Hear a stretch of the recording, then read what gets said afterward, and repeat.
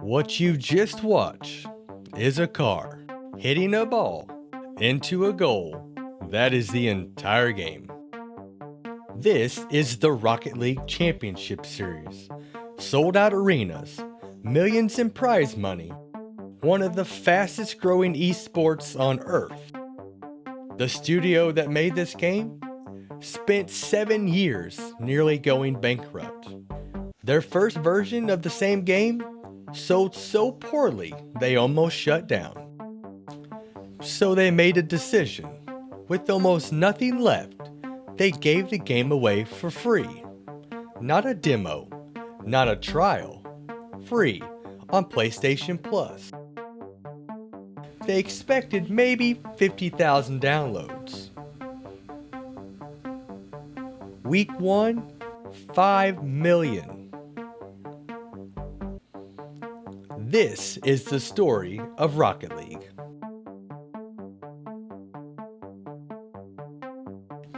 Let me explain the game first, because it matters for the story. Rocket League is football or soccer, but every player is a car, and the cars fly. 5 minutes, standard pitch, one ball, boost pads on the ground, hit the ball into the goal. That is it. Except the skill ceiling is nearly infinite. Players spend years learning to fly their cars with precision, learning to read the ball mid-air at full speed, learning shots that have names. The musty flick, the ceiling shot, the flip reset, and that did not exist as concepts when the game was launched. The community invented them. The developers watched and built tools to make them easier to practice. A simple game, an infinite skill ceiling. That combination turned out to be extremely hard to stop playing.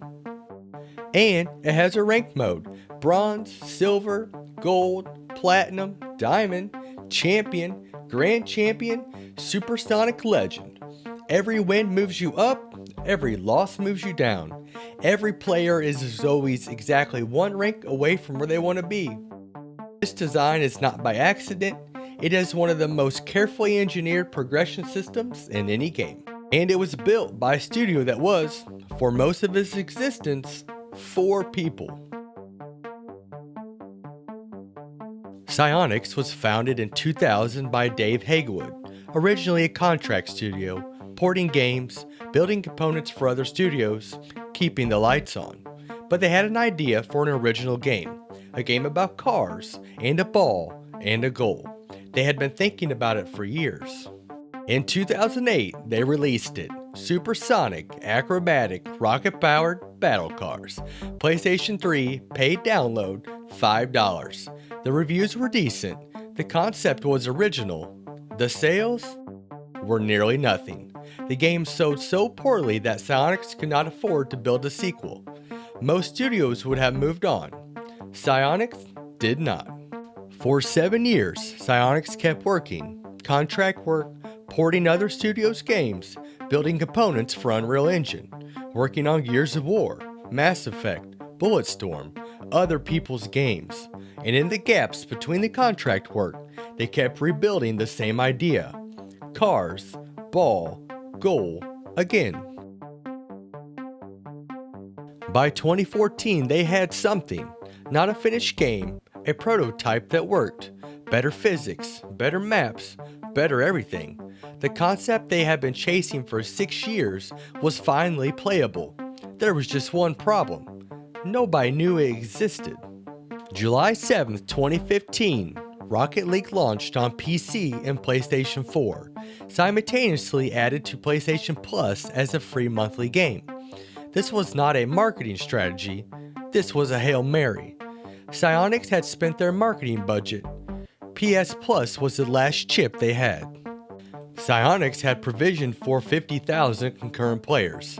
They got 10 times that. Week 1, 5 million downloads. Steam concurrent players peaked at over 120,000. Rocket League was the #1 selling game on Steam in its first week. A studio that had nearly closed its doors was on the front page of every gaming website on Earth. And then the streamers found it. Rocket League was the perfect streaming game. Every goal was a clip. Every miss was a reaction. The 5-minute match length meant viewers never lost the thread. Within 2 weeks of launch, it was one of the most watched games on Twitch.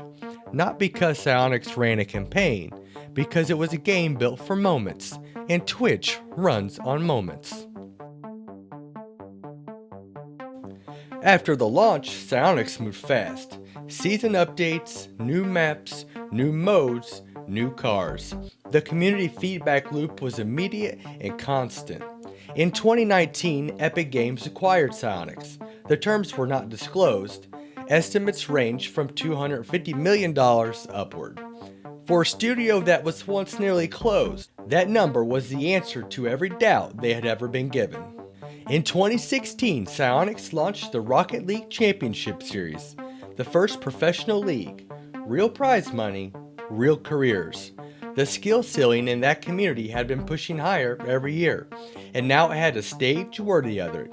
Players who had spent thousands of hours in ranked lobbies now had a path to a professional career. A game about cars hitting a ball had become a legitimate sport. There is a reason Rocket League worked when super acrobatic rocket-powered battle cars did not, and it's not just better physics and better marketing. The game is generally easy to understand in 30 seconds. Balls, cars, goal. A 5-year-old can play it. But the skill ceiling is high enough that professional players are still discovering new mechanics every year. That combination is one of the rarest things in game design. Another thing that worked, the community. Rocket League clips are perfect for short-form video. 3 seconds, a car flies, a ball curves, the goal is impossible. Before TikTok, before YouTube Shorts, Rocket League clips were being shared everywhere. Every incredible goal was a recruiting poster. Every clip made someone download the game. There's a lesson in the Rocket League story that goes beyond gaming. A studio spent 7 years being told the concept would not work. The first game proved everyone right, and they built it again anyway. Not because they were certain, because they could not stop believing in the idea. The Hail Mary worked. They placed a bet with their last chip, and it paid off in a way that rewrote the studio's entire existence. 5 million downloads week 1, sold out arenas, a sport that did not exist in 2015.